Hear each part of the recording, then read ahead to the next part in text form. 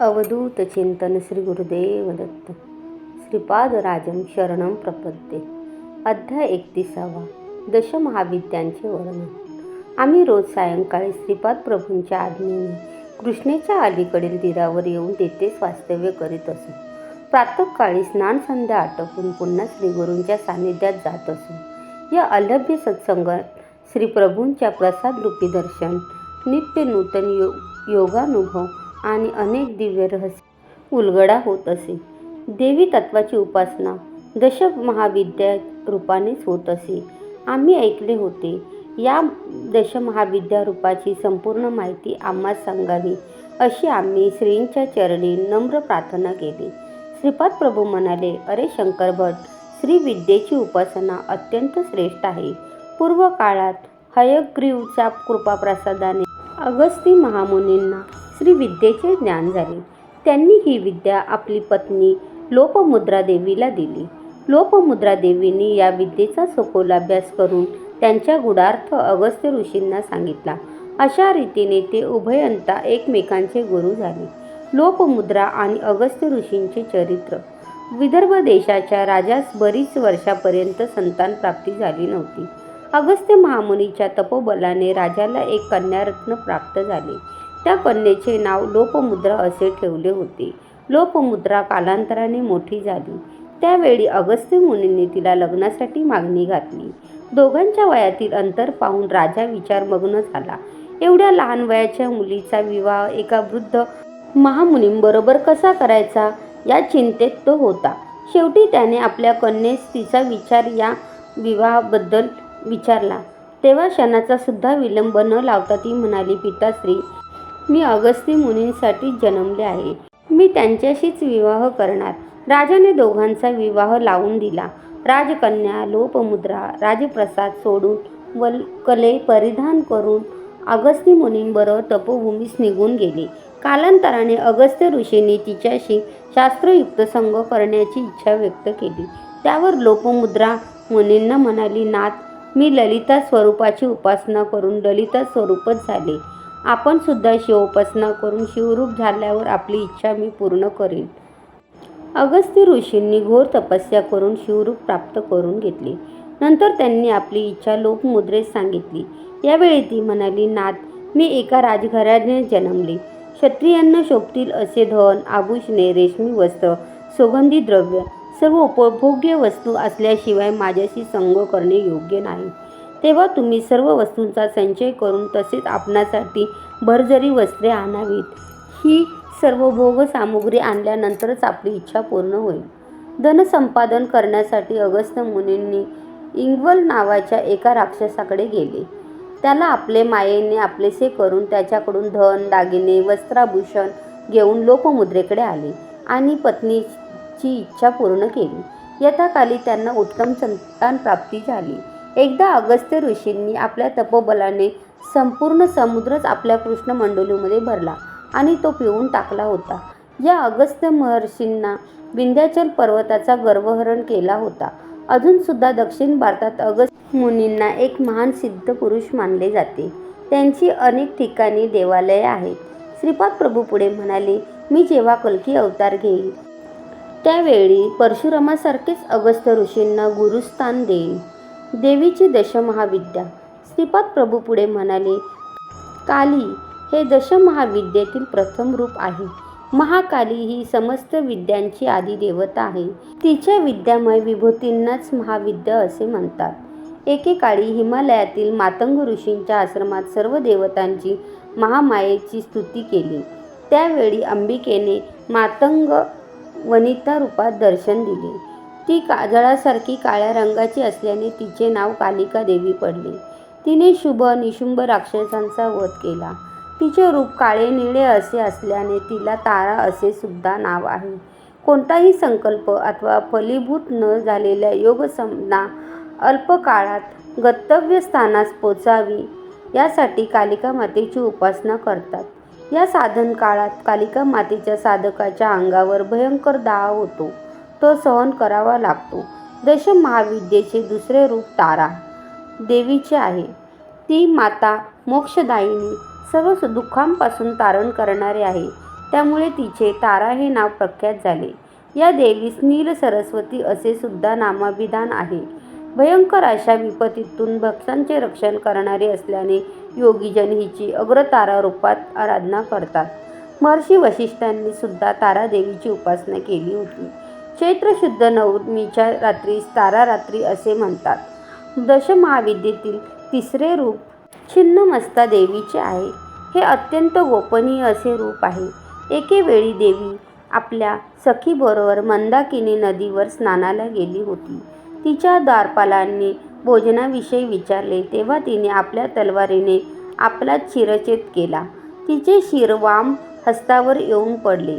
तिच्या धडातून रक्तधारा निघाल्या. त्यातील 2 धारा सखींनी प्राशन केल्या व तिसरी धार देवीने स्वतःच प्राशन केली.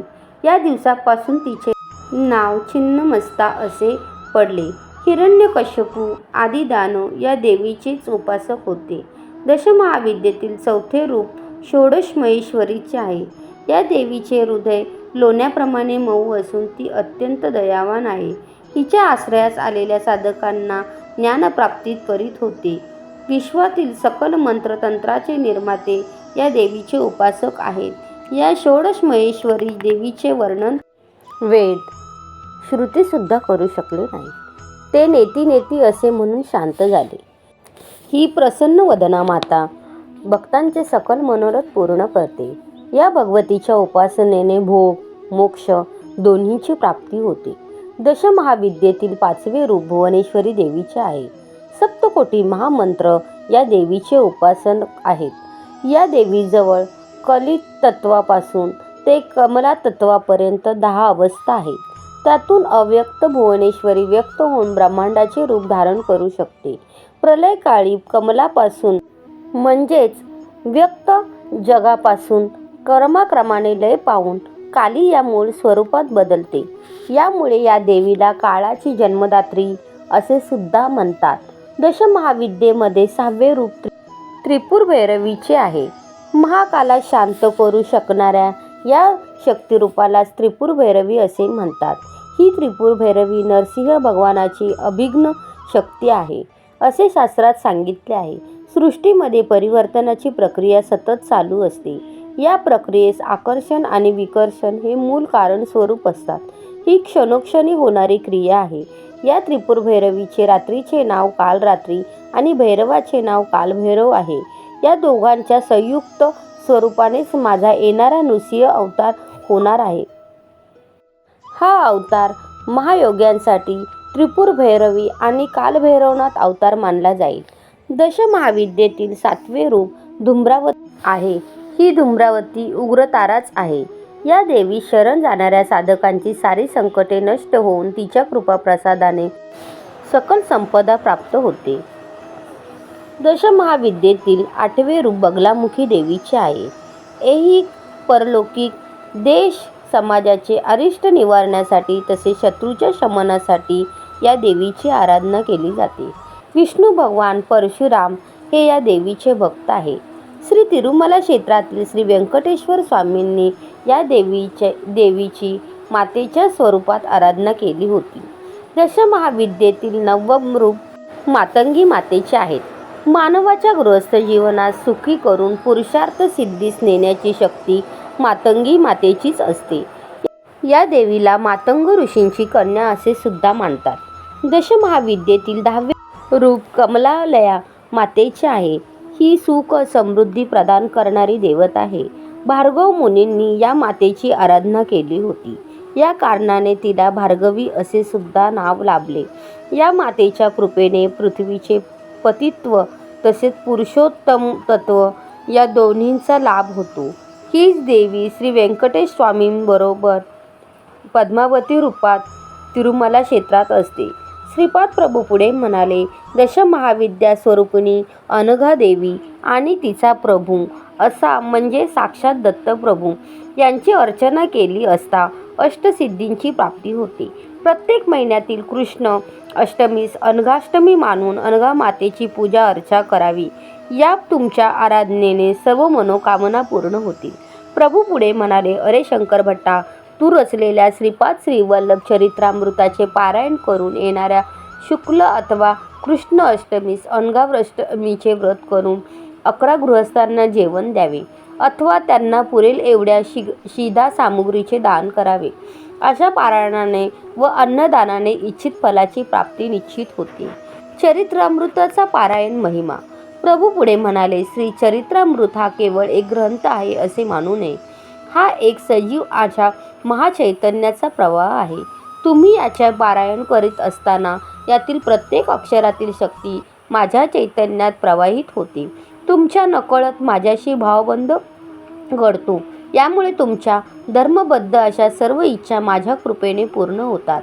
या ग्रंथराजाला तुमच्या पूजा मंदिरात, देवघरात नुसते ठेवले असता त्यातून शुभप्रद स्पंदने येतात. ही शुभप्रद स्पंदने दुष्ट शक्तींना, दुर्दैव आणणाऱ्या शक्तींना पिटाळून टाकतात.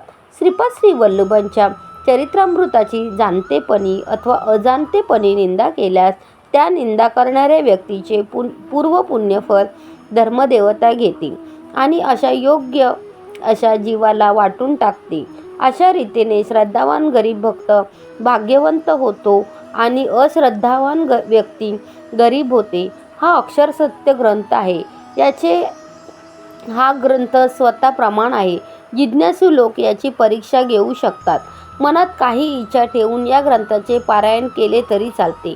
आपले स्वतःचे जीवन शुद्ध करण्यासाठी अत्यंत श्रद्धा भक्तिभावाने या ग्रंथाचे पठण करावे. श्रीपाद श्री वल्लभांचा जय जयकार असो. श्रीपाद राजम शरणम प्रपद्ये. फलश्रुती. विद्या ऐश्वर्य यांची प्राप्ती